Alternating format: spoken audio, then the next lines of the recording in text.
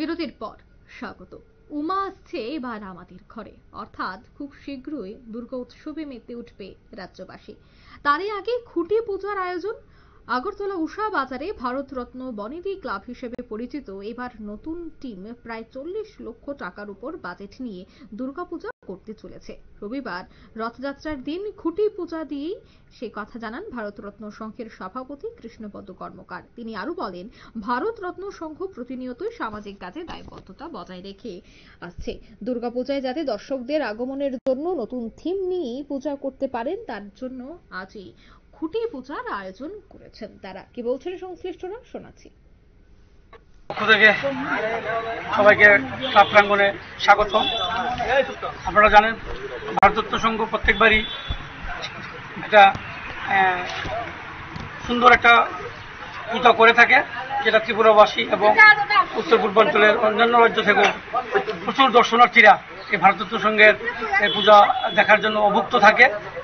আমরা সেই ধারাবাহিকতা বজায় রেখে এবারও আমরা অভিনবত্ব আনার চেষ্টা করব। আমরা শিল্পীদের সঙ্গে কথা বলছি, দু একজন শিল্পী কলকাতা থেকে আমাদের ক্লাবে আজকে এসছেন, ওদের সঙ্গে কথা বলেই আমাদের এবারের পুজোর থিমটা আমরা ফাইনালাইজ করব। পুজো কমিটি হয়েছে, অন্যান্য কমিটিগুলিও হয়েছে। তা এছাড়াও আমাদের ভারতরত্ন সংঘ আপনারা জানেন শুধু দুর্গাপুজো দিয়েই আমরা আমাদের পরিচিতি না, সারা বছর আমরা বিভিন্ন ধরনের সামাজিক কর্মকাণ্ডে জড়িত আছি।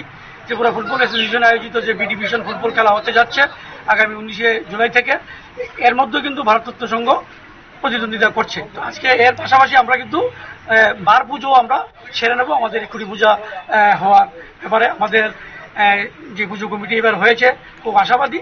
আমরা মানে প্রত্যেকবারের মতোই খুব একটা ভালো সুন্দর পুজো করব।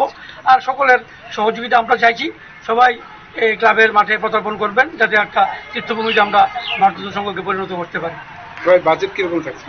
বাজেট দেখুন, আপনারা জানেন প্রত্যেকবারই বাজেট আমাদের 30-35 লাখ টাকার মধ্যে থাকে সীমাবদ্ধতা।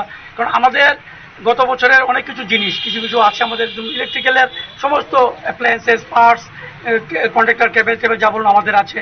যেমন ওই বাসগুলি আমরা খুব সযত্নে রাখি, আপনারা গেলে দেখতে পারবেন পেছনে আমরা খুব ইয়ে করে স্টিলের কিছু স্ট্রাকচার আছে, কিছু শীট আছে।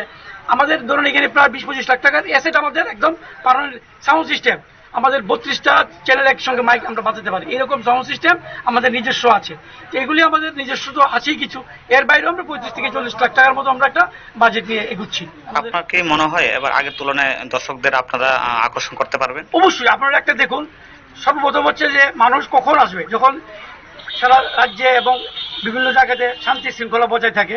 আপনারা দেখছেন যে আমাদের ত্রিপুরা রাজ্যে যে একটা সরকার প্রতিষ্ঠিত আছে, শান্তি শৃঙ্খলার টপমোস্ট প্রায়োরিটি। তো সেই বিষয়টা লক্ষ্য রেখে আমরা বলছি, যেহেতু আমাদের এলাকা। আপনারা শুনলেন কর্তৃপক্ষের বক্তব্য। খুঁটি পূজার মধ্য দিয়ে শারদ উৎসবের সূচনা হলো ভারতরত্ন ক্লাবের। এবারেও বিশেষ থিম রাখা হয়েছে, প্রত্যেকেই যেন ভারতরত্ন ক্লাবের সেই পুজো, সেই থিম দেখতে ভিড় জমায়, সে কথা চিন্তা করে এবারের থিমের কথা আগামী কয়েকদিনের মধ্যেই ঘোষণা করবেন তারা। নিয়ে নিচে ছোট্ট একটি বিজ্ঞাপন বিরতি, সঙ্গে থাকুন।